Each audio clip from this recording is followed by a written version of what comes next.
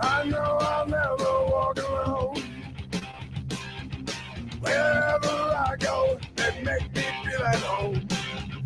This feeling only we will know. Call me the leaders and I'll say, you better believe us. We gonna love, we gonna fight. You want to get it right. Aye. We will get it. That was a fight. Till the top got made the price. That spirit flowing through our veins.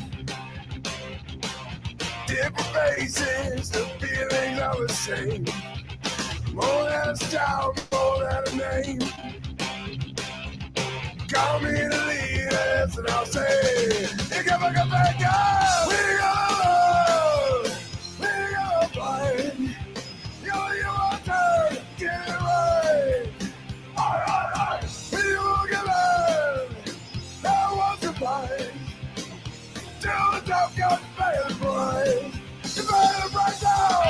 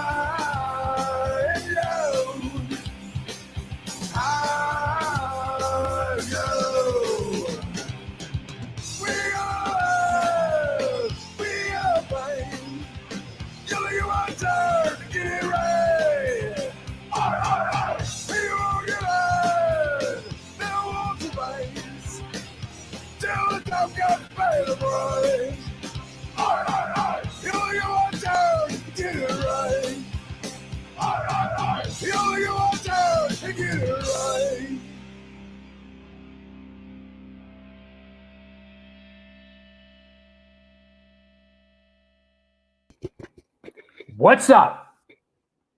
Who's excited about this show today? I know I am. Absolutely. I'm super stoked today. I have a good feeling about today's show. I really do. Welcome. It's the New York Hardcore Chronicles Live, sponsored by Fryette Amplification and New York Hardcore Comics. I'm your host, Drew motherfucking Stone. What's up? Yeah, I'm really looking forward to this today. We got the Take on the show. Scott Roberts and Will Shepler and the usual cast of characters. So, I've been looking forward to this one, and I know a lot of you are too.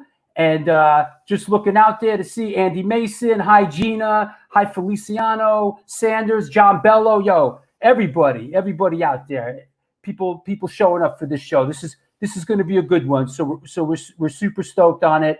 Want to shout out our friends in Poland, our friends in Russia, in Spain, the whole gang out there. Scotland, yo, Gregor, what's up? What's happening in Scotland, brother? I look like I'm from Scotland today, right? It's my Scotland look. Norway, yo, Norway. Whoa, I just saw Norway in the house. Oh, whoa, let me find that. Barcelona. Geez, things are moving faster. I can't. Barcelona. Where did I see Norway? Oh, here you go. Norway. Federico, brother, Norway. UK checking in. Wow, that's fantastic. Holland's in the house. You know, Lincoln, what's up? Hey, listen, I'm a blessed, and I'm really grateful that so many people are checking for the show and enjoying it. So I want to thank you from the bottom of my heart that the show's a success and it brings us all together and keeps the spirit of this thing alive. So that said, I want to announce a couple of shows coming up. Let me get rid of this banner here. We got some new shows. Now I'm announcing them right here, right now. So get ready. Here we go. Let's see. I want to announce this show right here. When is it? Oh, this is an interesting one. Okay, so here we go.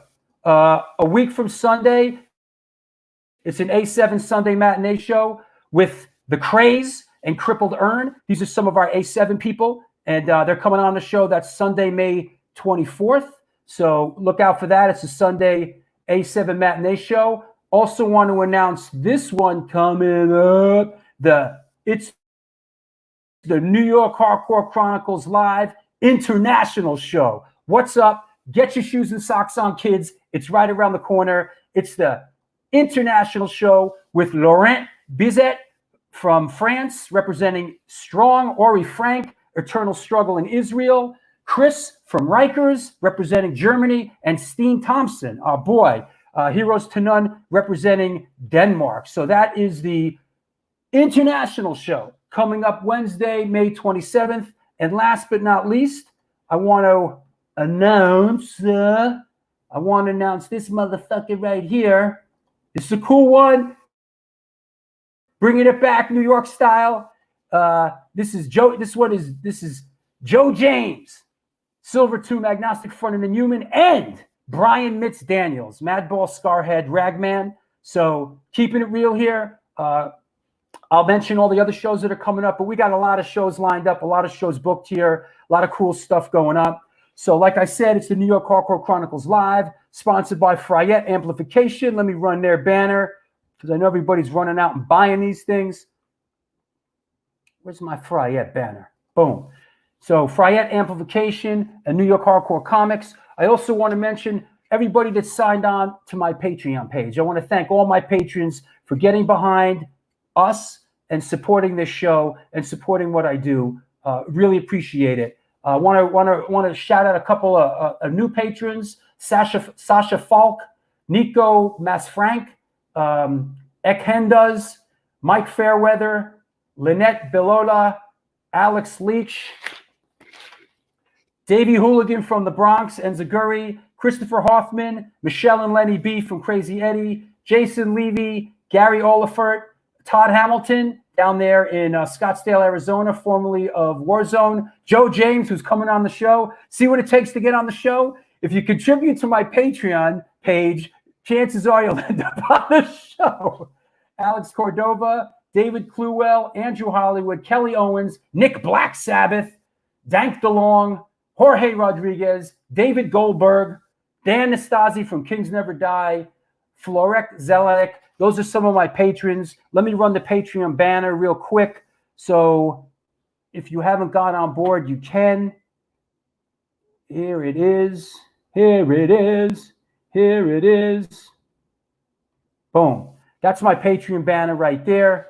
Please go check it out. We'll talk about PayPal later. I know there's some people out there that are like, yo, Drew Stone, I can't really fuck with Patreon, but can I send you a little something on PayPal? Yes, you can. I'll run that here. Let me run that banner now. I'll get it out of the way. Here's the PayPal. It's stone4124@aol.com. That's the PayPal. That's the PayPal address. So that said, I'll run that stuff again.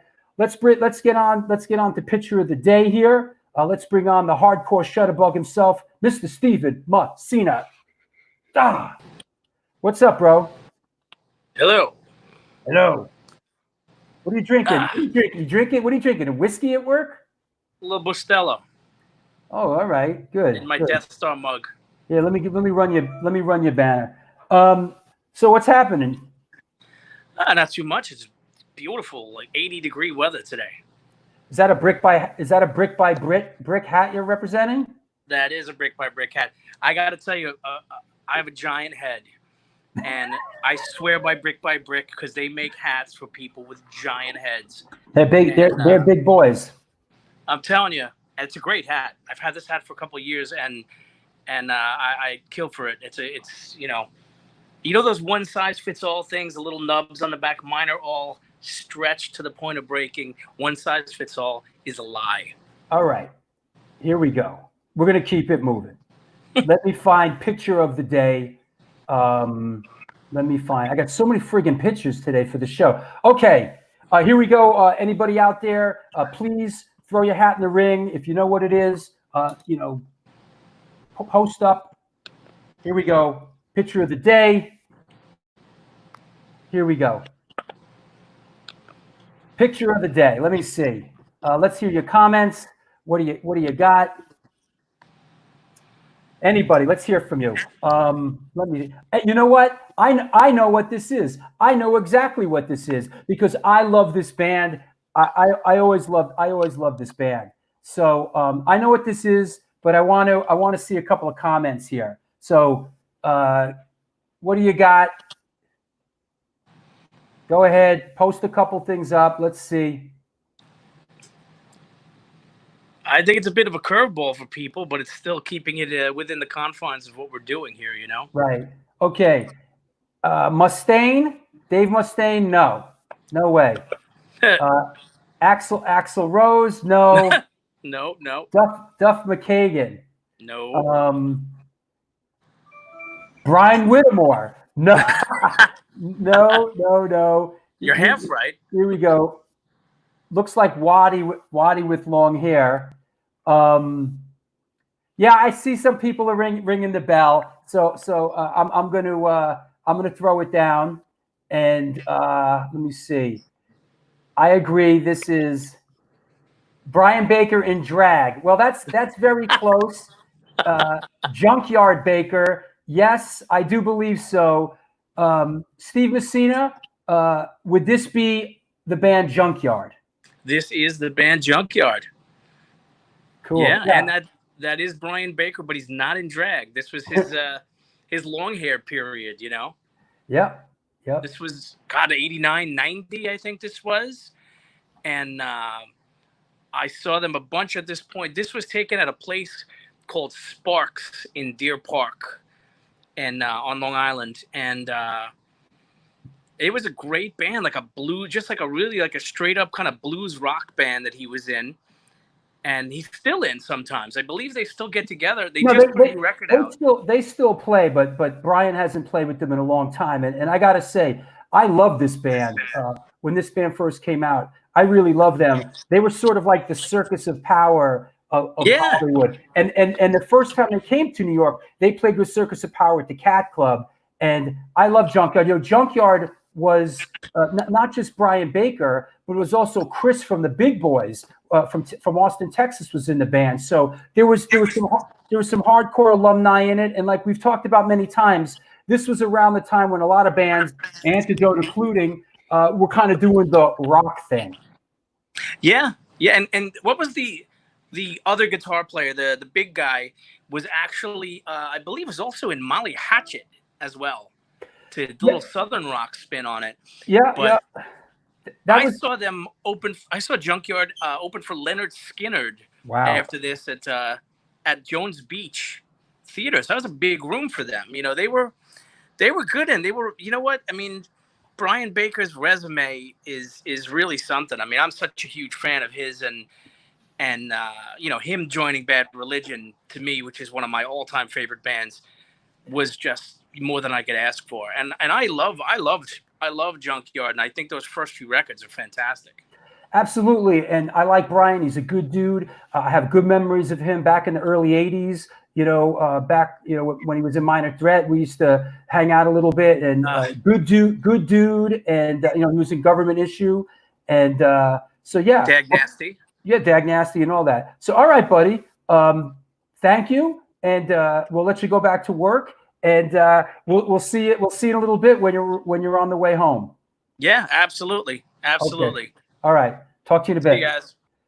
All right, there you have it. Steven Messina picture of the day. Let me get the banners off, and let's keep it moving and grooving here. Let's bring on Rat Bones, and let's hear about what the toy of the day is. What's up, brother? What's up, guys? What's up?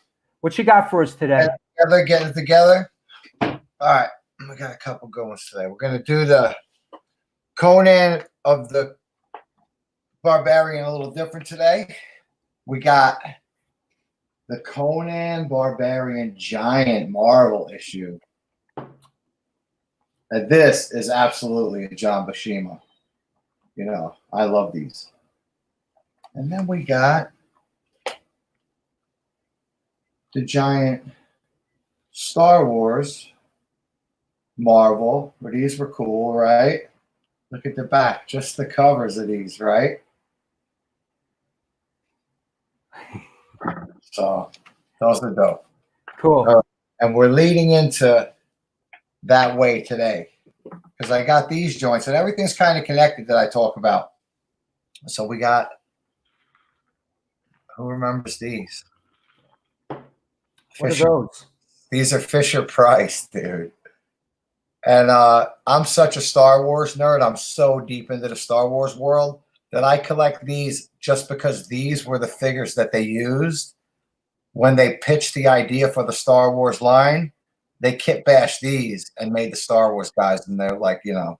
So that being said, the star of the day is the original Star Wars guys, bro. You can see that? Wow. 1977. Who's that? Is that Chewbacca, Han Solo, and Luke Skywalker? Yes. And not to be outdone, you gotta have a Greedo. A Greedo. Wow. Those are clean with the blaster. Han shot first. All right, and I can't let it go. That's a good name. Yo, that's a good name for a song. I might have to write it. It is, but here we go. You got a good name for a band. That's a good name for a hardcore band. Han shot first. You can't have the without the dark side. And these are vintage. These are old, you know.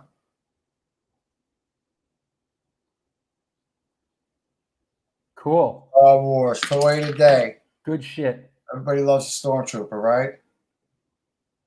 SOD. So I got tons more. Hey, let me ask you. Thomas Stark was saying Greedo. Is that a rare one, the Greedo? It's a $10 guy. You know, they're common. They're common. But before I end my segment today, I want to give a shout out because this is kind of like a family thing, and people are sending me stuff. So I'm going to shout out Feliciano Dos Santos. Yeah, it's one of our boys. Who sent me this incredible print. And you can see that. Wow. And that's what we're all about. Wow. Wow. So I guess, you know, keep it internal. Hook up with him on here. Message him on Facebook if you're interested in that. Awesome. You know, and I think that was pretty nice. Thanks a lot, you know. And I also got representing the New York Hardcore Comics, our sponsor today. They hooked me up with a little package. Thanks a lot for that, Lee. You guys up there, thanks. Cool. You know, that's it, man. I got so many toys I want to show. I can't even waste them all. So you gotta dribble them out a little at a time. You're really not even seeing it yet, right? Good. All right, buddy. Well, thank you, and we'll see you in a bit. All right, guys. Yo, Rat Bones with his world of collectibles. Lots of great stuff there. Keeping it moving here. This is the New York Hardcore Chronicles Live. POW. Sponsored by Fryette Amplification and New York Hardcore Comics. Just a little word on New York Hardcore Comics, which was opened back in 2013 when lifelong friends Debo DePro and Lee Fairley combined their collections and obsessions for comic books, punk rock, toys, statues, Magic the Gathering, and all things horror. The store is located at 117 Dobbs Ferry, Main Street, Dobbs Ferry, New York. If you want to support them during this pandemic, please contact them via email or any social media channel for an exclusive store package. $20 gets you one of each. Exclusive shop t-shirt and sticker, Marvel Comics Venom #1, exclusive cover to New York Hardcore Comics. You know, I got a picture here. Don't I have a picture somewhere? Somehow, somewhere, I got a picture. Hold on. Hold your horses. Hold your horses. I got to find this thing. I got it somewhere. Trust me. You know, now I'm hell-bent on this picture. Hold on. Hell-bent for leather. Hell-bent for leather. And where is that sucker? Let me look through my pictures here. Stay with me here. Stay with me. You know what? I got to poke around. Now I'm all right. I'll find it when we start bullshitting. All right, so keeping it moving. Let's bring on Sid the Kid. Let's do record of the day. What's up? What up, Drew? How's it going? I'm good, bro. All right, let's get right to it, Sid. Let's do picture of the day. You sent it to me a little while ago. Oh, yes. Here we go. All right. Boom. Picture of the day. So let's talk about this a second. And go ahead. You're on. Alrighty, guys. So from watching the Craig live stream a couple days ago, I kind of wanted to continue the crossover theme, but this is a little different compared to the Crumbsuckers record. This, I feel, in my opinion, is definitely more obviously hardcore, but it's got a ton of thrash elements within this record. And of course, this is the Agnostic Friends of Liberty and Justice record, recorded and released in 1987 by Combat, and then I believe was licensed out Relativity put it out later on. This is one of those, once again, one of those records that not a lot of people surprisingly talk about, even though this is one of the most prevalent bands in New York hardcore. I would definitely give this one a listen. 26 minutes from front to back, it's a banger, every single one of them. If I'm not mistaken, Alan Peters, who also played in Absolution, also did the recording on this record. And of course, later, Craig ended up joining the band, I believe, in 87, 88, or actually 87, joined up with AF or something like that. Then, of course, obviously, major props to Steve Martin, because a lot of people do not even realize he wrote quite a bit of this material on this record. And you could tell, like, just from his guitar playing and just the thrash sound, that element is so in there. And I can even compare this to, like, a little bit like DRI, surprisingly. Definitely some DRI influences within this record as well. Besides, Steve writing a good majority of the record, also Norman Dunn, for a lot of you old schoolers know, he also produced this record, as well as the first Crumbsuckers record as well. And Drew, what do you have to say about this one here? Want to add your 2 cents in or what? Well, it was sort of when that came out, I was a little bit past my shelf date at that point. So it really didn't resonate that much for me personally. I was sort of on to, I'll be honest, I was sort of in a different headspace at that point. I mean, having been around in the early beginning. So I was a little detached from what was happening with a lot of the metal hardcore stuff right then. So, for me personally, I'm a first wave American hardcore guy.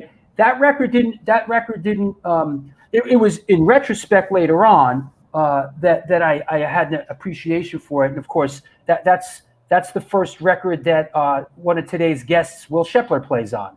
Exactly. And even for me, just the vocal stylings are like night and day from Cause for Alarm to this, where Rogers is kind of kind of going Victim and Pain-ish in a way, because you can tell that those two different vocal stylings, where Roger just like goes off on that record, and you could just hear from front to back how this record was and how it was written. And of course, obviously, Will could totally answer more of this. Well, that was the first record they did, the first studio record they did after Cause for Alarm. That was really the third front studio record. 16 years old, I believe, if I'm not mistaken, he recorded with AF on this. So, and even and as much as I want to throw this little quick tidbit in there, as much as everybody thinks that Madball's Ball of Destruction was like Freddie's first thing on a record, not necessarily true. He also contributed to the background vocals on this record as well. So there's a little bit this pre Madball there. All right, buddy, I got to keep it moving. That was a great segment today. Well done, young man. All righty, and thank you, sir. I'll see you in a bit. There he is, ladies and gentlemen, Sid the Kid, and with the record of the day. That was pretty awesome. I'm gonna keep it cracking here. I'm gonna bring on our guests, and super excited about them. They're good friends of mine. I've worked with them quite a bit through the years. Let's see. Here we go, ladies and gentlemen. Representing, listen, they have an incredible pedigree in New York hardcore. So let me introduce to you. Here we go, Mr. Will Shepler and Mr. Scott Roberts. What's happening, fellas? Hey, Drew. How you doing, man? Hey, I miss you guys. Yeah. Good to see you guys. Yeah, thanks. Even if we're not really together. Thanks for coming on the show. I know there's a lot of people that are really excited about you guys coming on and us having a chat. Well, we're really excited to be here too. And I got to say a shout out to all these people I saw from all over the world checking in earlier from Finland, wherever, everywhere. Man, that's amazing. Yeah, it's international. Yes, it's amazing. Yeah. Right away. Look, right away. Will, love the Misfits drumhead in the back. Is that from Joey Image? I was saving that one, man. Yeah. We'll address that later. You know who says hi to you, Will? Tanya down on Stanton Street. Hi, Tanya. You know, Tanya. Tanya. Fuckers miss you, Paul Stone. Anyway, let's Scotty. Let's start with you. What's happening with the band? What's the latest? Where were you guys when the zombie apocalypse hit, and what's going on? Well, we were working on an EP and some new stuff, you know, and we were about to start touring again. Right now, we were supposed to be on tour, I think. We had a bunch of stuff lined up for this month, and obviously that didn't happen. But you know, we're still trying to. We want to do this EP. We're working on a couple of videos, you know, for songs for the first record.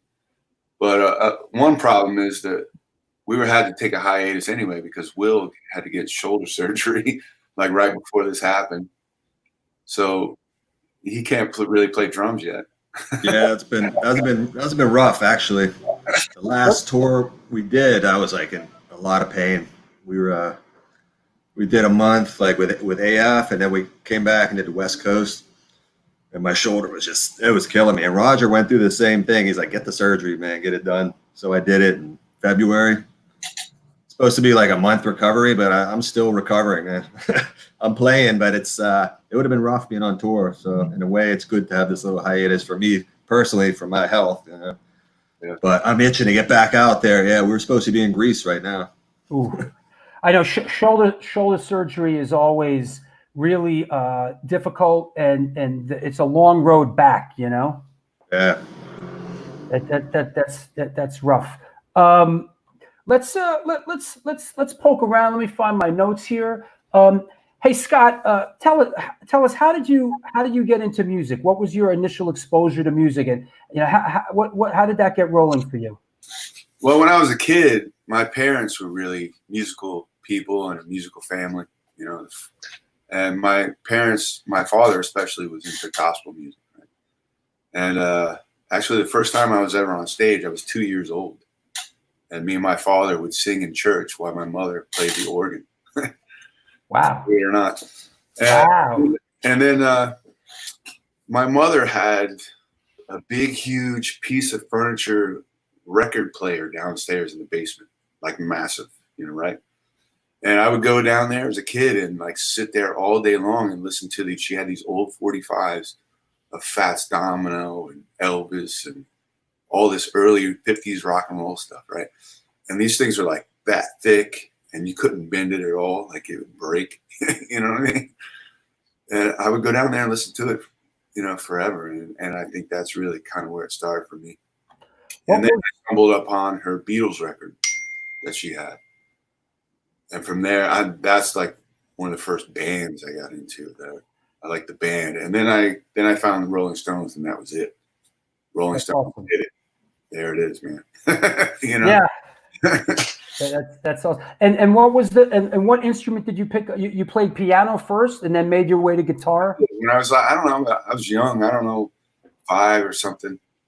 And my mother had me like take piano lessons. And, you know, I did it, and I was doing pretty good. But I would look outside the window at my friends playing football and go, "Yeah, I think I'm gonna go play football."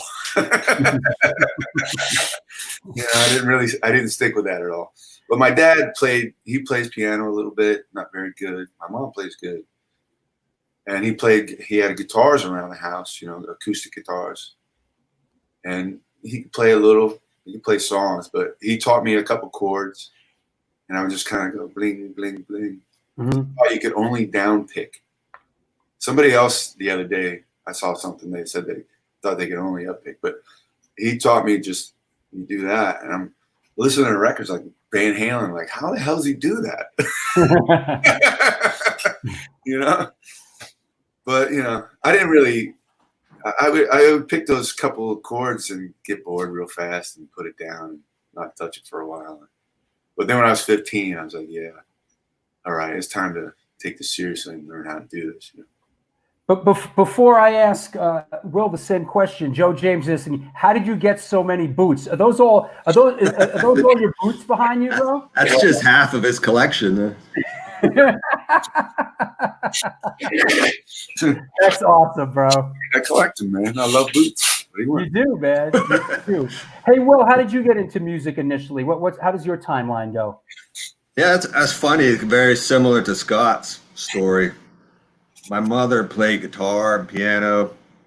And she had a huge record collection, so I would just go through all her records. And the one record that like I connected with immediately was "Who's Next." Oh, hell yeah! Still like such a brilliant record, but that just from there just opened the floodgates, you know. And then I was less Beatles and Stones. I was more The Who and Led Zeppelin, you know. And then John Bonham, just like hearing those heavy beats, it made me want to play the drums. And at the time, I was actually playing the violin. I was like 6 years old. My grandmother was a violinist, and I made a mistake one day and said, hey, I wouldn't mind learning the violin. So then she forced me to go to lessons, and I hated it. Yeah, I just wanted to play the drums. And when I finally got the opportunity, I bought this really cheap drum set at a pawn shop. I think when I was about 8 or 9, or 10, right around there. Did you grew up in Pittsburgh? Yes, Pittsburgh. Yep. Wow. Both my parents were artists, and so I grew up around music and art my whole life. So. Yeah. And well, I didn't live that long in Pittsburgh. I moved to New York pretty early. You did, and your first band that you were playing drums for. How old were you? Well, actually, 12. Child labor. It was me and some kids from the neighborhood. Actually, Chris Garver played bass for a little bit in child labor, and I think he was like 13. Oh, that was the name of the band, Child Labor? Yeah, and then I played a band called we were just like little kids, you know. Wow. Then the first real band was Circus of Death, and that and that's with Alan Peters. That's right here, Circus of Death. That's right there. Like deer in the headlights kind of look there. Yeah, huh? Some big drums for a little kid. Yeah, yeah, that was probably like 85, I think. So Alan Peters was the bass player in Circus of Death? Yes, he was. And we played a lot of shows at Electric Banana in Pittsburgh. That was like the CBGBs of Pittsburgh. Mm-hmm. And Agnostic Front, you know, we opened up for them a few times. And when they kind of broke up and reorganized, Roger asked Alan and myself to come up and like sort of try out. So we would go back and forth from Pittsburgh to New York for a little while. I think I was 16 at the time. Wow. It's amazing, right? And finally they said, yeah, you guys are, you know, we want you in the band. I was like, wow, it's like a dream come true. You know what I mean? One of my favorite bands of all time. And Roger like finding like young teenage guys to Yeah, it's funny. I mean, Johnny Stiff knew about our band too, and I think he was in Roger's ear a little bit at the time. Right. He had the demo. Right. So then I was like, I dropped out of high school and moved to New York. and the rest was history. You know, I think I got a lot of photos for the show, which is cool.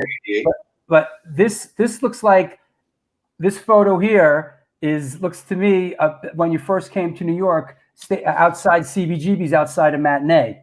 Yeah, that's what it looks like. Yep, that looks like 87 probably. And you and Alan came right to New York and got cracking on that Agnostic Front record. Yeah, we went right into like rehearsal. We were rehearsing at the Music Building in Queens. Yep. I was living with Stigma on Mott Street. That was my introduction to New York. Yeah. Wow. Birdman on Mott Street. Wow, that's awesome. Hope his nerve damage is healing. And then Alan didn't really last that long. And then Craig Satari came in, right? Yeah, I think Alan only played maybe 3 or 4 shows. with us Wow. in '87, and then Craig joined the band. So And there that- was that overlap with Craig and Steve Martin were in the band at the same time. And then Steve Martin left, and then Matt Wildcard Henderson came in. Right. Yeah. Right. That's awesome. Hey Scott, let's talk about the so the Spud Monsters a little bit. Let me find how the Spud Monsters came through. That was really your first functioning outfit, right? Yeah, it was my first real band. I was in a couple bands before that, But Spud Monsters were kind of the biggest band in Cleveland at the time. And their singer and guitar player quit. And then I joined in 1989 when I was 19 years old. There you go, right there. Don Foose, the singer that everybody knows from the records, joined. Yep. And yeah, I mean, it was quite an experience growing up as a kid, becoming a man with these guys and learning how to play music. Yeah, you guys did a lot of road work as well, right? I mean, you guys went out and Spud Monsters toured a lot back then, right? Yeah, especially really mostly in Europe. Yeah. We got a big break, like opening for Biohazard, our first tour we ever did. The label we were on was owed a favor for some kind of a show fell apart or something. So they owed him a favor, and the booking agent owed him a favor. And that favor was they put Spud Monsters on tour with Biohazard. And this is 93 at the height of them blowing up, Yeah. And it was the greatest experience, We would go on first, and Clutch was the second band on the bill. Right. And it's the first time they were in Europe too. And we had a good time together and all, but we'd go on at first and there wouldn't be too many people and they'd be kind of looking at us. And then by the end, they'd be dancing and going nuts, having fun. And then Clutch would go on and they'd start booing. They didn't get Clutch. It was kind of weird for them to be sandwiched in that bill. and then I guess eventually, when Biohazard needed a guy, when Biohazard needed a Bobby guy, they of course reached out to you, and then when they needed an Evan guy, they reached out to you again, right? Yeah, I was the last guitar player in that whole long line of people replacing Bobby, right? Yep. And at the time, Danny and I were playing another band that Will was also in before that. But Danny says, "Hey, our guitar player's sick in the hospital, and he can't do He can't do this tour. We need somebody to do it." He asked me to do it, and I'm like, "Yeah." And then the rest is sort of history, right? Yeah, I have let me dig up this photo here that I have. 2002. But I know those guys. I probably first met them I think I first met them when they were, that's Biohazard in Poland, I think. I first met them probably 90, I don't know, 2 or 90, no, 9, maybe 90. They were on with the Exploited and Typo Negative. Yeah, I remember that. Yeah. I think that's the first time I actually met them. Let me find a photo that I got, which is really here it is right here. I guess, this is really the last lineup of Biohazard that performed, really. Yeah. This was it. I mean, afterwards, basically Biohazard called it quits. That was over 5 years ago, right? Yeah. I quit before Christmas. So. I just want to say this, man. I thought this lineup of Biohazard was awesome. I thought you were great in the band when you guys played the Black and Blue Bowl. Man, it was awesome, and it was great to see Biohazard kind of reclaiming that street kind of cred. After kind of Evan really sort of steered things in a really weird way, yeah. And Biohazard was great. With this lineup, man. Well, I'm a big fan of the band. The original first 3 records, I was a huge, huge fan of this band. And after those 3 records, though, they just went they lost me. You know what I mean? And the whole time I was in the band, I was trying to bring it back to that original thing that I loved. You know what I mean? And because they really were something new and taking it, another place. seeing them, even with opening for like Exploited, and at that time, they were like, holy shit! Like the energy on stage was incredible, you know. Yeah, absolutely. And I'm a huge fan. Yeah, I'm lucky to have been able to do it, you know. yeah, it was great. And listen, I know that. Let me bring Willie back on. You know, would you guys, you know, after that sort of, after you stepped away from that, you got cracking with Willie and spent almost like a year putting together the Take record, right? I'd say probably more than that, I think. Yeah, I mean, not long after I quit, I get a call from Will, and he had just been hanging out with Scully, Craig. Yeah. Craig ahead, because they were living close to each other. And well, maybe you should tell the story, Will. Yeah, I was living upstate New York at the time. Craig has his he's got like a weekend house up there, so we would hang out. And yeah, we were just talking like, man, let's start like a hardcore power trio, you know, just because I know our backgrounds, the way we play, you know, we played together before.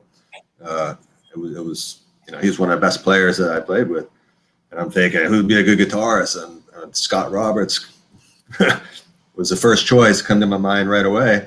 And it was kind of a good timing for him, or bad timing, either or, you know, because he just left Biohazard. So we got together, started jamming, started writing some songs, and kind of went in one direction and then took it another direction. I guess Scott could talk about that, except he's not there. So we were, originally thought it was going to be, you know, this hardcore thing, but yeah, originally. Then Craig never really played with us because he was always on tour with Sick of It All. Right. I think that was just me and Scott kicking stuff around. Yeah. And well, Scott can talk about the songwriting, I guess. Well, one quick thing which is something, and I've worked with you guys. You know, Will, I worked with you back in the day when you were in Madball, you know, which is along your timeline. We did those 2 videos together, Down by Law and Pride. But I found I was doing my homework today, and I sort of connected the dots. You guys were in the band Among Thieves together with Alan from Life of Agony, and that sort of preceded this, right? Yeah, that was like I did a tour with Agnostic Front in '98 when Jimmy Coletti got shot. So they called me like a week before the tour, and I was kind of out of Madball for a couple of years. So I did that tour, and I just had a lot of fun playing again. And I came back, and I don't know, did you call me? I forgot how we got together doing that. Totally remember how we got together is because Madball was playing at Coney Island High, and we were both there hanging out downstairs in the backstage. And I was like, yeah, you know, I want to do a new band, do something a little different, you know, whatever. And he's like, yeah, that sounds cool. All right, let's do it, you know. And then on the way home, I saw Billy Milano, and I told Billy Milano, hey, I was just talking to Will about doing a new band. He goes, I got a perfect bass player for you. That's right. Which was what was his name? I can't think of it right now. So, Jeff. He also played in Dillinger's Escape Plan. I played in Dillinger's Escape Plan and stuff. And you know, we tried that for a little bit, but then shortly after, I heard about Life of Agony breaking up, so I got a hold of Alan because I wanted somebody to help me write songs. But that basically was like a Life of Agony style band or whatever, you know, kind of more big, and, you know, definitely not what Will and I are really known for. Well, listen, I've said it before. Like, I'm a big fan of the Take record, and the songs are really anthemic. They're really anthems, and I'm a big fan of your songwriting, Scott. I've said that to you many times, and you know, you guys got together and we did this. Let me pull a picture here, and let me find a picture here. We did this, right? Yeah. Remember this day? There's Larry the Hunter. Great day. There's That was a blast. Scotty from Broken Heroes. There's a couple guys from The Press, the other band I play in now too. Yeah. Yeah. What a great day that was. That was one of the funnest days I ever had in my music career, I got to tell you. It was great. I think it shows in the video too. Everyone's having a great time. Man. And Will, you were the one that reached out to me initially about this. Yeah, I mean, it was a long shot. I didn't think you were gonna, do it, and I'm really glad that you did it and did both videos, which turned out great. I think it helps that, when you really like something and you got a passion for it. And obviously, you got a lot of passion for music. That's why you're doing this, which I really appreciate, and I think a lot of people do. Me too. They don't know how much hard work that you put in to do all this stuff, and bring back the Sunday matinees too, which this kind of video was the beginning of that, right? Yeah, absolutely. I mean, for those out there that may not know, that this whole A7 Back to the New York Hardcore Roots series that we got going, that's been very successful, what actually set the whole thing into motion is when I did the Take video at A7, and then afterwards you guys played for your first time. I also played we did a Minor Threat set with some New York hardcore guys, and that was a lot of fun. But after we did that show, people started reaching out and asking, "Hey, what's up? Are you booking that place? We'd like to play," and this and that. And it got me thinking. And then I reached out, of course, to Jesse Mallon, who's on the show on Sunday, about it. And we got the whole thing. We got the whole thing going. So listen, you guys really set that thing into motion. And we didn't announce it, and unfortunately, it's not going to happen. You guys were going to play on my birthday on June 28th. You guys were going to come back to the A7 and play again for my birthday on June 28th. But it's going to have to wait. It's going to have to wait a little longer. And I love this picture. This is right across the street in Tompkins Square Park, where we did some shooting. Yeah, where you had me singing in the middle of the park and everybody's looking at me like I'm a freaking alien. well, I know that freaked you out, but that didn't freak you out as much as this. I know this. I know you really struggled with this. This was a bit. This really challenged you. I hated it. Walking and singing, yeah. Well, walking and singing, trying to act natural, right? Well, I'm walking down the street in the middle of the day in the neighborhood, screaming my head off, singing this song, feeling like a freaking jerk off. But it was great. It was a great day, and that's Jeff Pliskin from Raised Fist Propaganda behind the camera. He co-directed it with me, and he brought a lot to the party as well. So that was really listen. That was a magical day, and like you said, what's that?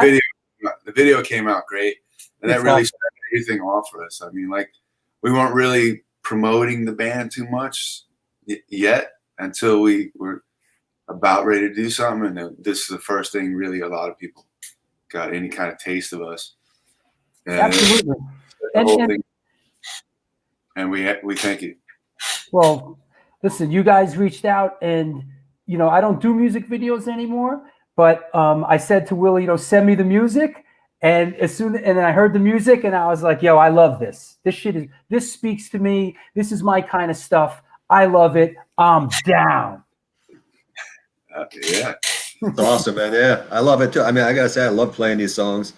Yep. I mean, we're talking about the songwriting and stuff like that. It's got little elements of hardcore, but it's also got a lot of oi. It's got punk. It's got rock and roll. It's got everything. I think it connects, to a lot of people. People seem to really dig it. So, yeah, I've told this story. Beach Beer Chaos. That was a great show. Okay, I told the story about why it changed or whatever, because like we were saying before, Will and Craig were talking about doing a hardcore power trio. So when they called me, in my head, I'm thinking, yeah, this is gonna be like old school AF in the 80s, fast, you know, like Victim in Pain, whatever thing. And I started writing like songs and riffs and with that in my head. And I started sending to those, you know, those to the riffs and stuff to those guys, asking their opinion. But then I asked Craig, you know, what style of music do you want to do? And his reply was, whatever we feel. And I was like, why didn't I ever think of that? He's absolutely right. It's so simple. Don't think about it. Don't try to be anything. Just do what is, you know, just comes from wherever it comes from, and just do it. And then that's when like Elitist got written, and it all changed to being, I think, a culmination of things I've been into my whole life, and same wills into the same kind of stuff. You know what I mean? Absolutely. Not just being a typical band that's doing, you know, trying to be in this genre or following in this trend. We just, you know, I would send the stuff to Will, and he said he liked it. Okay, that's it. We're not worried about any kind of trends. We're not worried about what anybody else is doing. We like it. We're doing it. Yeah, it's great not having, you know, to follow any formula, anything. You just do whatever you want, have complete freedom, and it shows in the passion, you know. Yeah. And I think we didn't have any expectations, so it's like, I don't know, maybe other people did, but we didn't. We just did it for the love and great. Have a good time and hang out with each other and stuff. You know? I'm still impressed. I was really impressed on the production of the record, because you basically recorded in your fucking rehearsal space. Yeah. And you know, because I was there, we went, you know, when we were doing the video, you were moving, I saw the space. I was just really impressed by the quality of the record that you made in your friggin' rehearsal space. Yeah, that's the way it is now, man. There's no money music anymore. Hey, hey, hang with me a second, you guys. I got to shout out the sponsors, okay? Okay, all right, go ahead. Hang out a sec. Woo! It's the New York Hardcore Chronicles Live, sponsored by Fryette Amplification and New York Hardcore Comics. Our guests today are The Take, Scott Roberts and Will Shepler. Fryette Amplification is a small company that makes guitar amps, attenuators, direct recording products in North Hollywood, California. Their gear is used by the Deftones, Helmet, Candiria, Stone Temple Pilots, Power Flow, Antidote, Volbeat, Downset, and many other heavy bands. The brand new Deliverance 2 heads are available now at Fryette.com. Check them out, Fryette. Also, I want to run the Patreon banner, and I want to shout out a couple patrons here. You know, first, I want to, you know, I'm going to shout out some of the PayPal people that say, hey, yo, Drew Stone, you know, I can't really get with the Patreon thing. I don't know how to do it. Do you have a PayPal address? And I'm like, yeah, sure, PayPal, stone4124@AOL.com. Please throw your hat in the ring. It's your support that makes these shows happen. So thank you. I really appreciate it. I'm absolutely blessed to have this opportunity for us to do this show together. So I want to shout out Brian Whitmore, who's really been a supporter above and beyond the Call of Duty. Thank you so much, Brian. Eric Ackerbloom, an old friend of mine who works on the Colbert Show. Thank you for your support. Edgar Reyes, thank you, brother. Stephen Hogan, Chad Stacy, RS70 Entertainment. Yo, I'm shouting out RS70 Entertainment. They created that New York Hardcore symbol that you see that just went up. John Lombardi and Mark Tulch. Thank you for your support. I really mean it. And that's what continues the show to happen. There's the PayPal address down there, stone412@AOL.com. And just a real quick thing about the Patreon thing. Go check out the Patreon page. I'm releasing all kinds of never before seen footage and photos, and that's really my community. That's like the Drew Stone channel. That's where all the stuff is going down, and I have big plans for it in the future, because really what's happened to this point is that anytime I put something up on the internet, someone grabs it. Every time I put something that's never been seen before on the internet, 5 fucking minutes later, I see it up on every Mickey Mouse goddamn Instagram site with no credit from where it came from or the photographer, or if it was me or anybody else. And it really sucks because it doesn't make sense to put anything up anymore because everybody just fucking grabs it and spreads it, and it spreads like diarrhea. So at this point, I'm hell-bent on building this Patreon page, and that's where I'm going to release all my unreleased stuff. And this is our mascot, show mascot. This is Jim, and as you can see, Jim's pledging allegiance to the New York Hardcore Chronicles Live. I'm not sure if he's an alligator or a lizard, but we found him in the parking lot, and he said, "Hey, let me on the show. This shit is dope. I want to be a part of it." Well, welcome, Jim, and thank you for your support. So that said, we're going to get back to our guests. Let me see. Let me throw in a couple of shows that are coming up. This Sunday, of course, we have Mr. Jesse Mallon on the show. Very excited about that. Listen, Jesse Mallon is the proprietor of A7. As a teenager, he was in heart attack and degeneration. We have lots to talk about. And rest assured, we're going to do a lot of talking about the future of the A7 when he's on the show on Sunday. And then this Tuesday, throwing a little bit of a curveball at you, something a little bit different. Man, I'm real excited about this one. Challenges me a little bit because, once in a while, I need a little bit of a challenge. We got Michael DeBar coming on the show. Michael DeBar has been acting for a million years. He was on MacGyver. He was in the film To Serve With Love, the new WKRP in Cincinnati, and a million other things. He also, as a musician, he was in Silverhead, Detective, which was signed to Swan Song Records, Led Zeppelin's record company. Checkered Past with the guys from Blondie and Steve Jones from the Sex Pistols. He sang for the Power Station. He played Live Aid with the Power Station. And he's in a band now called The Mistakes. He also has a radio show on Sirius XM. So that's going to be real interesting, a little bit different.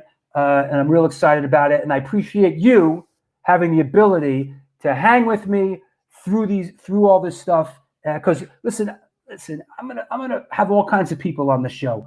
I'm gonna do whatever the fuck I want. So what can I tell you? All right. So that said, let me see if any pertinent comments. He's dead, Jim. Yeah, he's the Lizard King. He's dead. Here you go from Steen in Denmark. You have to pay Drew so he'll be able to feed Jim. This is true. This is true. Let me think. What else?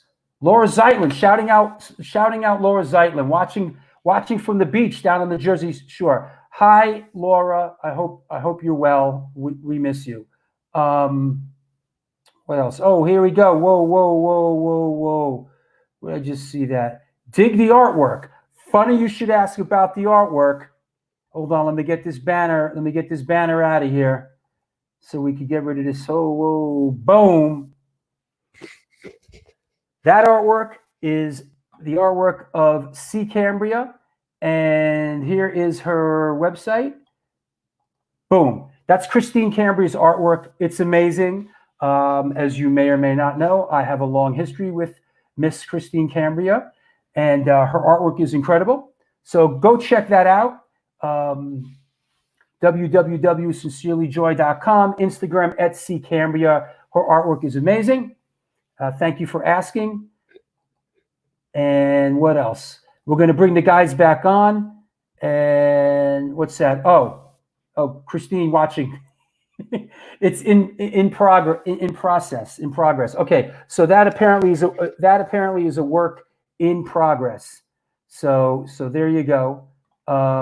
Shouting out Big Rob from Bitter Uproar. Hey brother, I hope you're well. I hope you and your family are well. Frank Molina, don't yell at Laura Zeitlin. I know I felt bad. I yelled at her.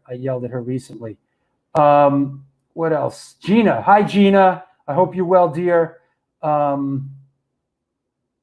Somebody was giving me a hard time the other day about using the word dear. You know, is it's a term of affection. Am I a little behind the times with this Me Too thing? I use the word dear sometimes. So I don't know. Am I going to hell for that? Yes, the artwork is badass. All right, so let's keep it going. Let's bring the guys back on. Let's get some questions for these guys. And here we go, Mr. Will Shepler and Mr. Scott Roberts. Hi, fellas.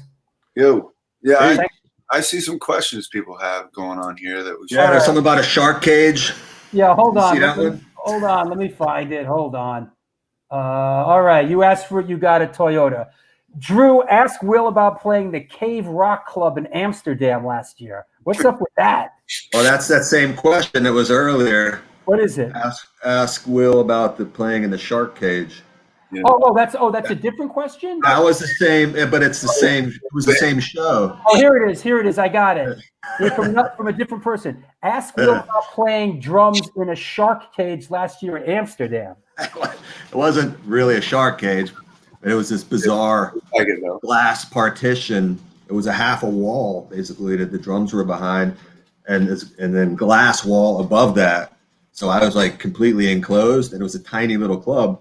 It was supposed to, mitigate the noise, but it was just bizarre. It looked bizarre, and it was really hard to play because it was so loud. All I heard was the drums and cymbals reverberating off these walls, and it was crazy experience. Yeah, it was Never weird. want to play in one of those again. Like, I guess there was a problem with the neighbors of this bar, and it's right in the middle of Amsterdam. I guess there's a problem. The neighbors are complaining, so they put up this glass and wood and stuff to drown out the noise of the drums, right? But to me, playing in front of Will, I'm looking back, and it's like he's inside of like a 18-wheeler or something. And all I saw was my reflection back at me. I couldn't even see these guys. Like, it was Weird, man. It was weird. But it was a great show and a really great. Yeah, it was. You know? Hey, here's a question from our boy Lucas in Poland. What are your plans after the zombie apocalypse? Some gigs in Europe?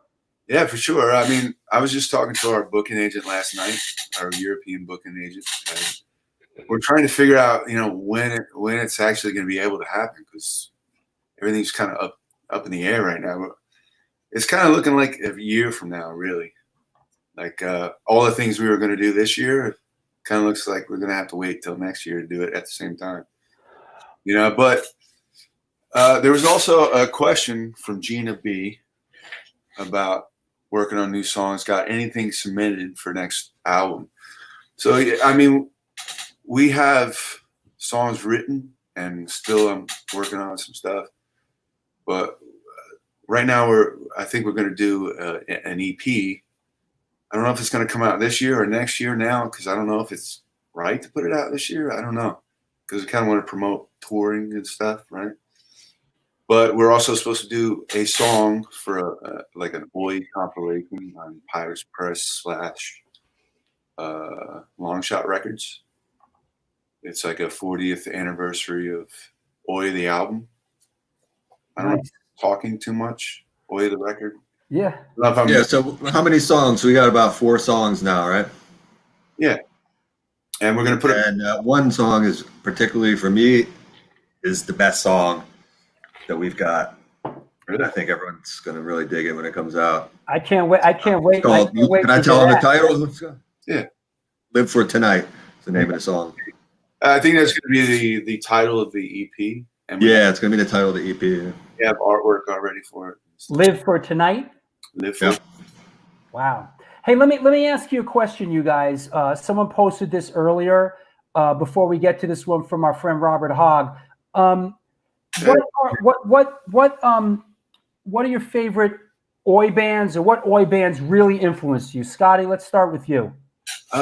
Me, it's pretty much all the classic stuff mostly from the UK back in the 80s and everything, like The Business and Last Resort and Foreskins, all that early classic stuff that's hard hitting and You know, the bands I like now, I mean, a lot of people give them shit because Lars is in the band, but I think Old Firm Casuals are really good, and those guys are just talented. Great. Yeah, their last album, I really like their last album. Great at writing punk rock. Yeah. And whether They're you doing a little different, you know, it's not just straight oi, but it's great. And there's a new band. There's a new How about you, band Willie? similar as Scott. I mean, when I was a kid, I listened to all the oi compilations. So yeah, it was the Foreskins, Cockney Rejects, Angelic Upstarts, Business, all those bands. What was I going to say? Oh yeah, for like new oi bands, we play with this band Grade 2. Young guys, really good. I really like their album too. It's a little different, but they're a 3-piece and they got a lot of energy live. there seems to be a resurgence of it right now too. You know? Yeah. Yeah. Just look at the Coxbar show we played, and like 3,000 people. You know, it's crazy. Hey, I'm getting. Hey, Coxbar is one of my favorite bands. Yeah. hey, Yeah. Will. Hey, Will. This is turning up again. Can the artwork be any better than the picture disc you got? Will you explain what the Misfits thing is behind you? Pull it off the wall and explain what it is. Oh, he's talking about our picture disc. Yeah, I think he's talking about our picture disc, but I like to talk about this one too. Oops, sorry. This is original artwork from Joey Image, who was the original drummer in the Misfits. Not the original drummer, but from the Glenn Danzig era. So he paints these original paintings on drum heads, and they're great. I mean, I love them. Personalizes them for everybody. Will, Fiend for Life. All the best. Joey Image. That's cool. And, so he sells them, you know. People can go on his, can message him on Instagram or Facebook. And it's a good way to help people out, too. I was going to say, right now, nobody's playing, nobody's touring, nobody's making money. A lot of our friends in bands, that's the way they rely on supporting themselves, you know? So if you're lucky right now and you have a job, and if you got a little extra cash, it's great if you can help support some of these guys. Joe, Like, this shirt here, Casted at Rock. Oh, yeah. It just makes sure the merch is officially licensed, so the bands actually get the money. But it's a good way to help people out. I think Ezak's got some good hats too, I heard. Hey, Scotty, you see that question? Right. Did Craig Holloway do your album art? I don't know who Craig Holloway is. Okay. Muna. Muna. You talking about the album artwork? Yeah. Our album artwork was done by Muna Salik. Who? Muna Salik. Okay. He's a guy kind of in our scene that he does a lot of album artwork for a lot of oi bands. And he also has a very small label. You know, he puts out some oi, like 7 inches and stuff, you know. And at one point I was talking to him about maybe putting our record out. But he's more into doing the 7-inch thing, which I didn't want to do. Right. And so I was like, all right, well, maybe you do some artwork for us, you know. He sent like the first draft, the first like rough drawing he did for us looked damn near exactly like the Cause for Alarm. the album artwork for that, right? And we're like, well, you know, it looks like that, but where he's going with it is cool, really cool, you know. So we changed a couple things, take out the American flag, take out the demon winged skinhead or whatever. Like a couple of things. We were toying with calling the record Class War, which is one of the songs on it. Yep. But we were like, it's been done too many times. So let's just make the theme of the artwork Class War. And that's what he did. And I think it's phenomenal. Yeah, it's great. It turned out really well. And it's the thing about nowadays, you know, people buy more vinyl than anything else. So when you have that big record, the artwork looks really good. You know, much better than a little CD. Picture disc looks incredible. I can't. Yeah, the picture disc looks really good. Oh, it's a picture disc of the album cover artwork. Yeah. Listen, you fucking guys. You know. I think there's only 200 of them. So. What am I? 300. What am I? Chopped liver? I get nothing. 300. I don't have. Yeah, I haven't seen one yet. I know it's corny. It's corny to have your own shit. Hey, can I answer this next question from Pizza Bacon Cheese? What's the best Oi beer sing along song ever? I'm going to answer that. The best Oi beer sing along song ever is "The Skins Are Out Tonight" by the Tank. That's my favorite. I was gonna say drinking and driving, but Yeah, that "The Skins Are Out Tonight," man. That's my jam. You know. Remember, at first I wanted to do a video. I thought that was the video we should do. The Skins Are Out Tonight. You know, it's a great one, man. Yeah, but listen, it turned out. Hey, you know what? Let me we did this one as well. Let me play a clip of this real quick, just so we can wet our whistle here. All right? Let's wet our whistle with this real quick.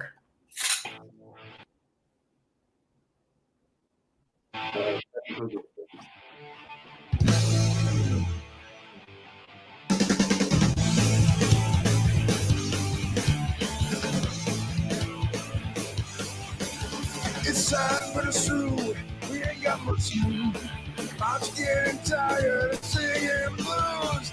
Time is wasted, reason no anymore. What the hell are you waiting for? Bring the walls down. Don't wait around to see what the future might bring. Cause we can't take the chances with that kind of thing. Don't put up till tomorrow. What you can do now. Don't wait for tomorrow. Revolution now.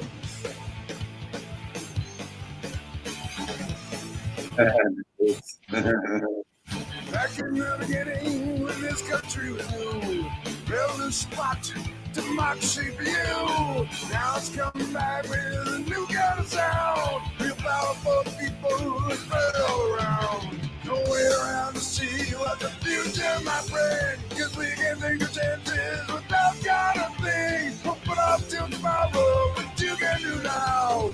Don't wait for tomorrow, revolution now.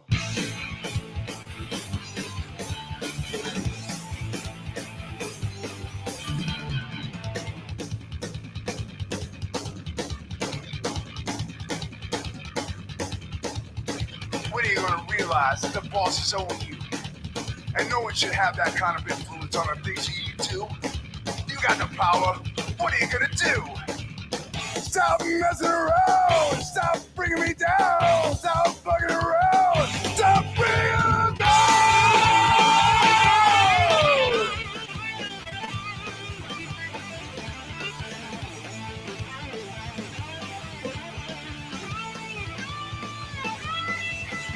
Don't wait around to see what the future might bring. Cause we can take the chances with that kind of thing. Don't put up till tomorrow, what you can do now. Don't wait for tomorrow, revolution now.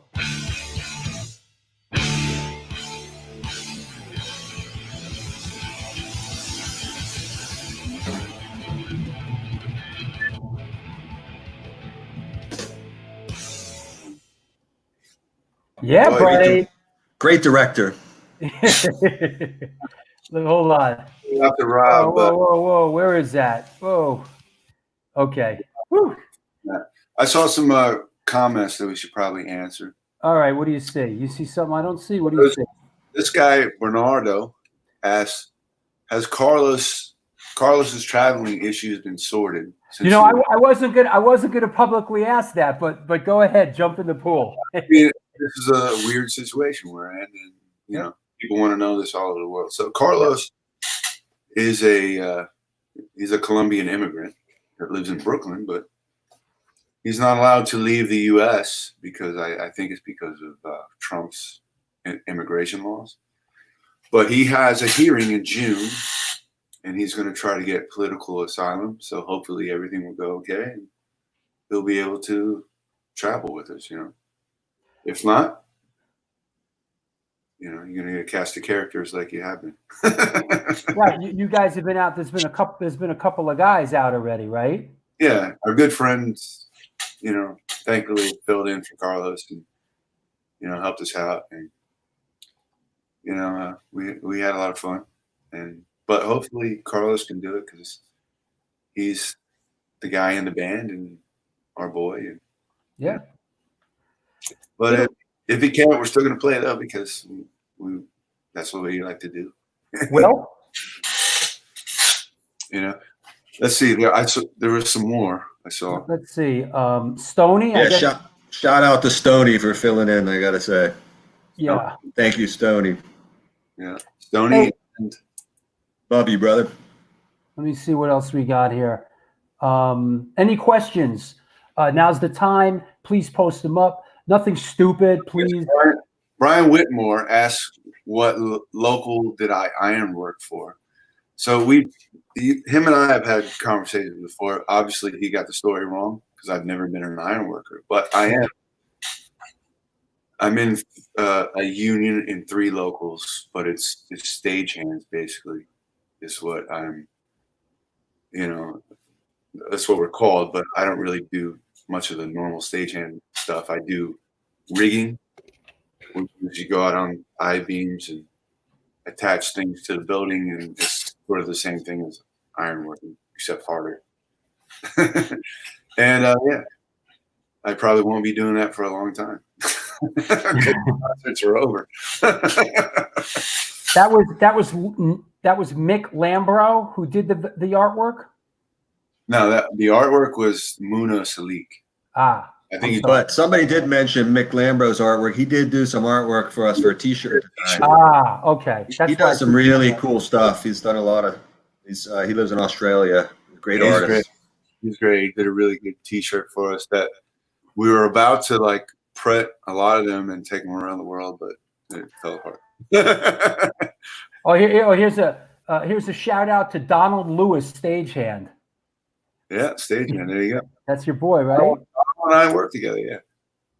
Did you do the rigging for the Spider-Man musical? No, I do mostly concerts. You do stuff at the Barclays Center, right? Barclays is my main employer. Hey, So here's your boy. Here's your boy right here, Stoney. Honored every day to tour with you, and love to Carlos for letting me do it. Yeah. Oh, Stoney's a great guy, man. I know that guy. I mean, that's why I chose him, because I love the guy and I knew we'd have a lot of fun. But I mainly work at the Barclays Center, which if anybody that doesn't live anywhere near here doesn't know, that's like where the Brooklyn Nets play. And, right. There and Prudential Center in Newark, New Jersey. That's my second place. But I also do a lot of trade shows and stuff out of town. Yeah. Whatever. I do a lot of stuff, but it's only really rigging, which is entertainment rigging, not like construction rigging. Yeah, rigging's no joke. Listen, that's Brian Whitmore. I got to shout out Brian right here. Brian, thank you so much for your support. With the show. You've been solid above and beyond the Call of Duty, and I really appreciate it. We'll get these A7 things happening soon, but rigging's no joke. Yeah, well, rigging's no joke. I mean, Scott basically points his finger at this point, right? Scott, do this, do that. No. Some days I do, but the other days I'm the guy killing myself. Well, here's a good question for you. What are some of the coolest shows you worked for at the Barclays and Prudential? Most of them I'm not interested in whatsoever, but the cool ones are like Black Sabbath and Iron Maiden and stuff like that. Like Social D opening for Pearl Jam. I'm not really in Pearl Jam, but I love Social D. There's very rarely any good ones. Most of them are just like Katy Perry and stuff that I just don't care about. Joe, I'm a badass rigger. Joe James also in the a lot of reasons are, like Mike from Suicidal Tendencies. Mike, not Mike Muir. Mike, what was the guitar player? Mike, I forget his last name. Mm-hmm.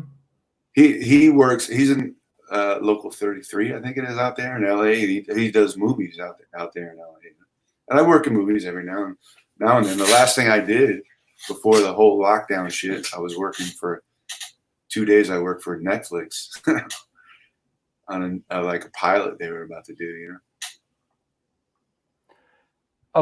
After all the bands you've been through, I think the take is. This is our friend Gina. After all the bands you guys have been through, I think the take is solid, and we'll be together for a long time. It's yours, and yeah. All right, Gina. Thank you. I mean, I mean, Will, like you've been through a lot of bands. Like this is really your thing, man. Yeah, I could play this music forever. It's just a lot of fun. Although I love playing hardcore, it's fun. It's nice not playing a million miles an hour every song. You know, you can sit back a little more. You know, enjoy the music, man, get into it, and playing with my best friends, my brothers. Yeah, I see it going on for a long time too. Absolutely. Yeah, I want to do it until I die. Honestly, you know, this is the first time I've really felt like this is, you know, it feels right to me. You know what I mean? Let me address something here. This guy that keeps posting up, Johnny Unitas. Listen, bro, keep posting jerk off shit. You'll be banned from the page because I don't really give a fuck, bro. So one more stupid fucking comment out of your mouth and you're gone, dude. So that's that. What is comment about Bad Brains? He's going on about stupid shit, and I don't really have much patience for it, you know? Okay, let me see. Here's an interesting question. How is it juggling the take and the press, Scotty? The press really doesn't do that much, honestly. Yeah. One of the shows we were supposed to do last month is going to be a double bill of the press and the take. Like a year ago, we did that too. And honestly, playing both bands on the same show is kind of hard because my mindset is totally different going on. And practice, like getting together to practice for this is a lot of time and money and work. You know, but like the press are really an important band to me because as far as I know, that was the first the first New York oi band. They came out in '94. And very important because it's the world's first sharp band, which made a statement, whether you agree with it or not, of, you know, skinheads against racial prejudice, you know. And that was a big thing for me. Still is a big thing for me. You know, I'm not into like aligning myself with some kind of political this or whatever, but one thing I'm definitely against is racism for sure. And those guys started a whole worldwide thing, you know, that is still going now, you know. And I have a lot of respect for what they did, standing up, saying, fuck this shit, we're tired of all this bullshit. You know what I mean? Yeah, and it was an honor playing one of their songs too on their album. And again, they're my good friends. You know? So there's not more I want to do than play music with my friends. Here's a shot from Joe James, who cares? What is he saying? I don't know. Listen, Joe. Listen. Do I got to address everybody? Do I got to address everybody now? Like, how do you prepare for shows? I gotta say, shout out to Steen, my boy Steen, because Steen is actually one of the first people I sent our first original demos we did to. Is that right? Yeah, I was hanging out at my friend, a German friend of ours, lived here for a while in New York, and we were all over there like Phil Templar and all of us hanging out with Steen. I was telling Steen about the new band, and he's sending me that stuff. I sent it to him, and he's one of the first people that said, "Yeah, this is really good." But he told me it sounded like Alan's other band. What was Alan's other band called? Rockabilly band. I know. Yeah. NYC, something NYC, right? Spoiler, right? Or Spoiler. Spoiler NYC. Yeah, right. Something like that. Hey, but speaking of Spoiler. Speaking of our boy Steen, he's going to be on the international show that's coming up on May 27th. So that's Steen from Heroes to None, Denmark, Chris from Rikers, my boy Ori representing Israel, Eternal Struggle, and Laurent from Strong in France. So we're super stoked. We're worldwide. We're doing it. Like, you know, Chris and Will have a long history together. I know Chris. Yeah. But Laurent actually used to tech for me in the Spud Monsters when I was in the Spud Monsters back in the day. Wow. Yeah. And I did a video for them too. They put out a record in his new band Strong, and they asked me to do like a solo on a single. I did a video for him where I'm playing on a loop. So Hey, here he is. Here he is checking in. Here's Chris from There's Rikers. Chris. There's Chris Schnapps. Yep. Got to get some Rikers Schnapps. Right. All right. We talked about doing a split 7-inch with him, so I hope that happens because that would be cool. Yeah. Hey, here's a question that keeps coming up. Real quick, Scotty. How did you get the Spud Monster name? Stupid name, but it was way before I was in the band. It's like 1986, and the old guitar player Chris, the old singer that they called Joe Gizmo, that was his nickname, but his name was really Roger. That was kind of like a thing they would joke around because the Spud Monsters basically meant, like in the 80s, there was a term that everybody was using all the time, which was couch potato, right? So the Spud Monster was a play on the couch potato thing. And Roger, they used to call Joe Gizmo because he would tinker around like old TVs and all this stuff. You know, what's that thing that like has the two like antennas with the arc of electricity going through it? What's that called? You know what I'm talking about, right? Yeah. Like a Frankenstein? He had that shit like that. So that was just their joke, Joe Gizmo and the Spud Monsters. And they started a band, and that's what happened. And so when he left the band, then it just went to the Spud Monsters. Got it. And when I first heard that name, I was like, oh, that's awesome. That's great. It's like the Crumb Tuckers. But then later on, it's like, well, we're trying to be serious now, and this name is stupid. Hey, it's a Tesla coil. That's what Larry the Hunter said. It's a Tesla coil. Here's Laurette in France checking in. We had a great time on tour back in the days. Oh yeah, I love that guy, man. Yeah, man. It's a Tesla coil or a Tesla arc. Larry the Hunter figures, knows it's a Tesla coil. Here's a nice shout from Neil. It was great to see you in your first UK date in my hometown Derby last year. Fuck yeah, it's great to be there. Thanks for showing up. Hopefully we'll be there again. Yeah, we had a great. It'll come back around. Hey, we're heading down the home stretch here. Let me bring on a couple of our friends. Let's hear from Rat Bones, and let's bring in Sid. Rat Bones. What's happening, man? What's up? Hey, Sid, you toured with these guys, right? Yeah. Now, listen, Sid, I know it's really hard for you, but try to sum it up into an under 3-minute monologue, what it was like touring with these guys.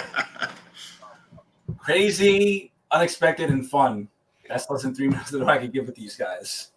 And you guys trusted Sid to do your merchandise. That's impressive. We didn't really trust. But the job did get done. Let's talk about what happened in Halle, Will. Everything had to be double checked and rechecked and recounted. A certain somebody who shall not be named, if I'm pointing at the glug, glug, glug, glug. Yeah. Yeah, I got Sid to fall off the wagon. one drink. Yeah, Sid can be trusted for the most part. Honestly, through the 3 tours I've done so far with them, honestly, I have to say the highlights were Barcelona, which was the Beach Beer and Chaos, which is the first show we did, and I want to say, Belgium. Was it we played Belgium, right, Scotty? With AF, was that the last? That was probably the low light of the tour. No, the low. That first show we played, that was Belgium wasn't that with grade 2 or something? No, remember the very first show? There was some mix up or whatever, and the local band wasn't on the bill. So people protested. People protested the show. Belfast? Someone's saying it was Belfast? Was that? No, that was with Agnostic Front, with Belfast. Oh, Belgium. That's when Stigma sang "Paulie the Bulldog" like 4 times that night. Belgium. They did it, I think, 9 times. Vinny did that song 9 times. He was drinking a lot of Guinness that night. He was. Hey, Will, you must have really had a good time being back out on the road with AF after all these years, huh? Yeah, it was kind of surreal, opening up for them. But yeah, it was a lot of fun. Those guys are like my brothers. I stay in touch with them. I was texting with Roger yesterday. Talk to those guys all the time. Nothing's changed after like 35 years. It's still the same, man. It's still going. It's great. Hey, Rat Bones, you got anything for these guys? Any recollections? I give a little backstory on the singer that's the singer of the press now, Scotty. Scotty. Yo, me and Scotty, the singer of the press, he was like one of the first punkers that we hung out together. Like, we knew each other from heavy metal days in Detroit. He was like a roadie for my brother's band and everything. And like, he is my brother. He's like my adopted brother from Detroit, So we've known each other all our lives. So I think it's great that Oi bands are making comebacks. I mean, that's what we all listened to back in the day. All those Oi comps. We live that lifestyle. So I think that's pretty cool. I named him Scott Snot. Hey, we got to shout out. Hey, Scotty. We got to shout out Frankie Too Far, the governor. Yeah, so want to shout out Frankie Too Far, who occasionally DJs at A7 shows. As he knows, I love his DJing. He plays all that old school thug shit that I love. So shouting out Frankie Too Far. I hope you're well, buddy. Also, great photographer, man. And I'll see you when I get back up to New York, which is looking like it's going to be in about a month. Hey, is Rat Bones still there? Yeah, I'm here. Hey, do you have a Stretch Armstrong doll? I don't have a Stretch Armstrong. Very rare. I remember I had one when I was a kid, and I cut it open to see what was inside. Yeah, I definitely am a hunter. Like, me a Stretch Armstrong, I got a customer now. I'm going to say this, in your 10 questions that you do. Right? Yeah. The favorite slam dancer or whatever, pit, past, present. I think a tie. It's either Minus or Rat Bones, Yeah. I'm humbled by that. Yeah. And the first shows I was really playing in New York that had we gotta get him to do a dance off. Hey, Rat Bones, someone asked you about that shirt. Rat Bones, what's up with that shirt? What is that shirt you're wearing? Press. The press. There it is. Nice. Man, my brother sings for that band, Scott Snot from Detroit. Scotty. He is also a big Come here. He was in New York in 89, 88, Sharp Skins, back in the day. So I represent. It's my brother. Cool. All right. That's what makes the show so much fun. It's like, Happy birthday, Todd Youth. Oh yeah, you know what? I have to mention that as well. Yeah, guys. listen. Happy birthday, Todd. Rest in peace, brother. Listen. Happy birthday, Todd Youth. Miss you a lot, bro. I posted a couple things on my page today. It was an incredible loss. Incredibly talented person. A lot of people. We've lost a lot of people in the last couple years. So. Rest in peace, Todd Youth and Jack Flanagan and everybody else. We just keep trying to forge on here. Hey, I'm going to head down the home stretch here. Maybe another question. If someone got a question or two, we're gonna get it going. I got it on the Todd. I was gonna play the Todd Youth Memorial video today. It's heavy, man. It would have set a really heavy tone. So I just want to say, rest in peace, Todd Youth. Keep safe, guys. Looking forward to seeing the Take back in Europe on tour soon. Thank you, Sounds of Resistance. Hey, I want to thank you guys for coming on. Thanks, Will, and thanks, Scott. It was a great show. It was a lot of fun, man. Yeah, thanks for having us, man. Really enjoy what you're doing, man. Try and watch every episode. I appreciate it, and you guys will bop on, in the future and surprise somebody, and you'll come back on it. And when we get these A7 shows going again, I'll start hassling you again to play. Yeah, absolutely. Next year. Any last words, Scotty? Any last words for anybody? Anybody you want to thank? Anybody like that? I want to thank everybody that's a part of this community all over the world. For even if you didn't show up to see this today, but thanks for being a part of this. Thanks for supporting us. and hope to see you soon. You know. Willie? Yeah, thanks. I agree. Thanks for all the support, everybody. Amazing seeing all these people from around the world, you know, watching the show today, and hopefully we'll be back out there soon. Everybody, stay safe, stay healthy. Thanks, Thank buddy. you, Drew. My pleasure. I'll talk to you guys soon. Take care. I love you guys. Love Take you. care. Love All you too, bro. All right. Well, there you go. Will Shepler and Scott Roberts from The Take. That was really great. I hope you enjoyed it as much as half as much as I did. Let me bring on some of our guys. Hey, what's up? Hey, Steven, how you doing? Good. How you doing? Are you on the way home? Yeah, I'm trying to. We're kind of stopped right now, but I'm heading to Woodside. I want to thank you for the stuff that you sent us.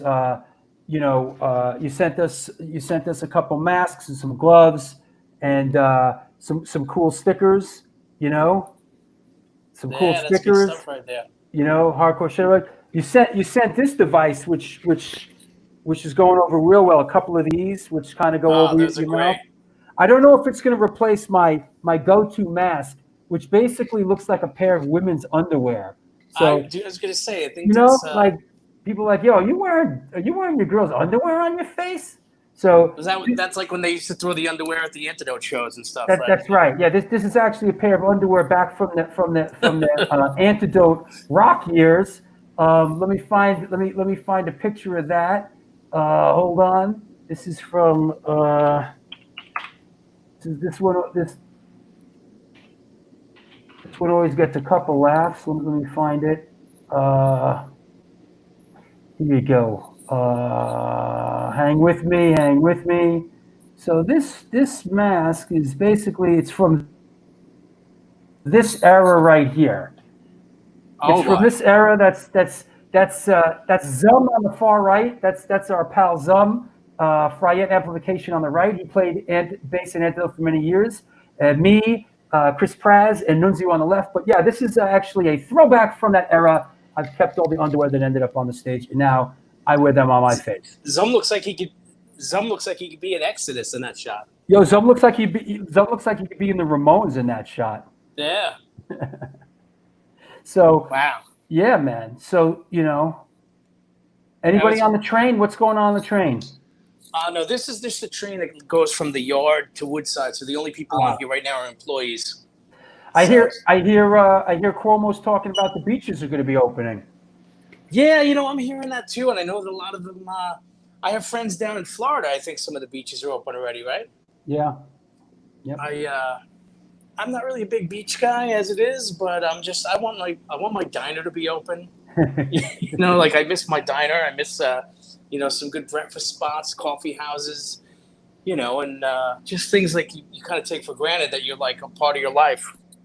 My record store, but otherwise, I mean, I'm just happy to still be working. You're fortunate in that regard. Just I know you're careful, man, and yeah. Don't worry, man. Don't worry, New York. I'm coming back soon. That's it. Oh, you know what? I'm looking forward to talking to Jesse on Sunday. Yeah, Jesse Mallon's going to be on. Jesse Mallon's on Sunday. We're going to talk about A7 stuff. It's going to be a great show. So get home. Yeah, get home safe, Stephen. We'll talk. I definitely will. We'll talk later tonight. You got it. All right. Yo, Steven Messina, Hardcore Shutterbug.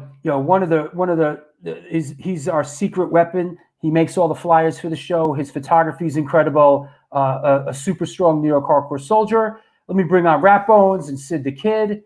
That was a good show, huh? Yeah. Fun. That was cool. Yep. All right. Yo, I got to give a shout out. Go ahead. I want to shout out Gutter Christ Productions, Anthony Gutter down in Jersey. Hooking me up. Check him out online. He's got coolers like a toy dealer too. Does a lot of different stuff. Gutter has his hand in a lot of stuff. Yeah, I'm into all the, anyone who's creating and just doing their own thing. I'm always about, representing them, and they represent me. Cool. All right. Well, thank you, guys. We'll see you on Sunday for the A7 Sunday Matinee Show with Jesse Mallon. It's going to be fun, Drew. Looking forward to it, guys. Thanks a lot. I'll talk to you guys soon.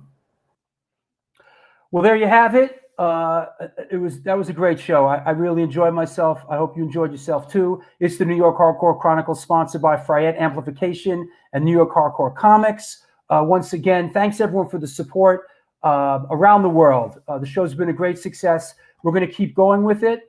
We'll see you on Sunday for Jesse Mallon. And then what do we got? Sunday, Jesse Mallon. We got Tuesday, Michael DeBar.